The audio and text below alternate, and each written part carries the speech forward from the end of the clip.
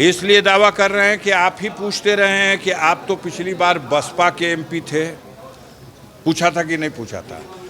तो आज की तिथि में अभी गणना नहीं हुई है, तब तक तो हम हैं, इसलिए दावा कर रहे हैं। हमने उस दिन भी कहा था कि ये अंदर की बात है, गरीब हमारे साथ है। एग्जिट पोल को आप एग्जैक्ट पोल नहीं मानते? कतई नहीं। इससे पहले हिंदुस्तान के इतिहास में इतना बलंडर, इतना झूठ, इतना बकवास, इतना मिला हुआ कभी भी ऐसा नहीं आया था। सबने अपने चैनल की साख को दांव पे लगा दिया है, सबने लगा दिया है, और भयंकर परिणाम इसके विपरीत आएगा। इंडिया गठबंधन पूरी तरह से सरकार बनाएगा। दर्शकों, खबरनवीस में आपका स्वागत है। अगर आपने खबरनवीस को सब्सक्राइब नहीं किया है तो इसे जरूर सब्सक्राइब करें और लेटेस्ट खबरों और अपडेट्स के लिए बेल आइकॉन को भी जरूर दबाएं। हिमाचल प्रदेश में 4 में 4 थी, आज 2 सीट मिलना मुश्किल है। कहां जीत रहे हैं? लद्दाख में घाटा अलग हो गया, गोवा में 2 सीटों में 1 सीट का घाटा हो गया, त्रिपुरा में 2 सीटों में 1 सीट का घाटा हो गया।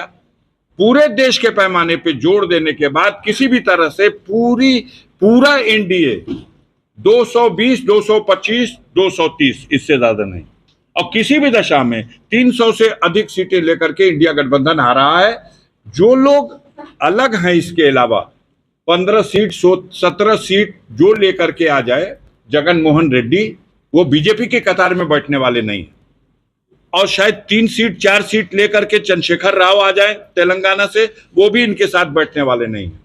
और उसी प्रकार से जो उड़ीसा के नवीन पटनायक हैं, वो अपनी 7 सीटें 8 सीटें या 6 सीटें लेके आने की स्थिति में है, वो भी इनके साथ बैठने को तैयार है। तो ये जो 30 सीटें हैं, ये भी अल्टीमेटली इंडिया गठबंधन के कतार में खड़ी होंगी, क्योंकि देश की जनता का मूड सबने देख लिया कि जब सब पूरे देश की जनता हटाना चाहती है नरेंद्र मोदी को, तो धारा के विपरीत तो कहीं कोई गुंजाइश दिखाई नहीं दे रही है। अफवाहों के माध्यम से ये चीज चमकाने की कोशिश हो रही है।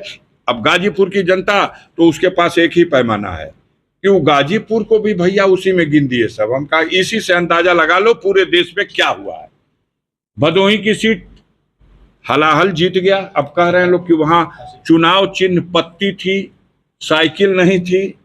चुनाव चिन्ह पत्ती क्या, कुछ भी रही हो, अंगूठा रहा हो, मतदाता मूड बना लिया है कि हम एनडीए के और भारतीय जनता पार्टी के प्रत्याशी को हराएंगे। इसलिए भदोही की सीट भाजपा की थी जो हार रही है। चंदौली की सीट भाजपा की थी, मंत्री थे महेंद्र पांडे जी, बुरी तरह हार रहे हैं। कोई माने या न माने, कल फैसला देखिएगा। मछली शहर की सीट आपके गाजीपुर के सांसद रह चुके हैं तूफानी सरोज, उनकी बेटी चुनाव लड़ रही, डंके की चोट पे जीत रही है। बाबू सिंह कुशवाहा बड़े अंतर से 1 लाख के आसपास के अंतर से बाबू सिंह कुशवाहा जौनपुर जीत रहे हैं। सपना लोग देख रहे हैं तो क्या कहा जाए भाई। लालगंज जीत रहे हैं, आजमगढ़ जीत रहे हैं, बलिया जीत रहे हैं, गाजीपुर में अब तक के जीत का सारा रिकॉर्ड तोड़ रहे हैं। कल भी मुलाकात होगी, फिर कह रहा हूं, और आज भी मुलाकात हुई है। तो किसी चीज को बढ़ाया घटाया जाए, लेकिन एक लिमिट में।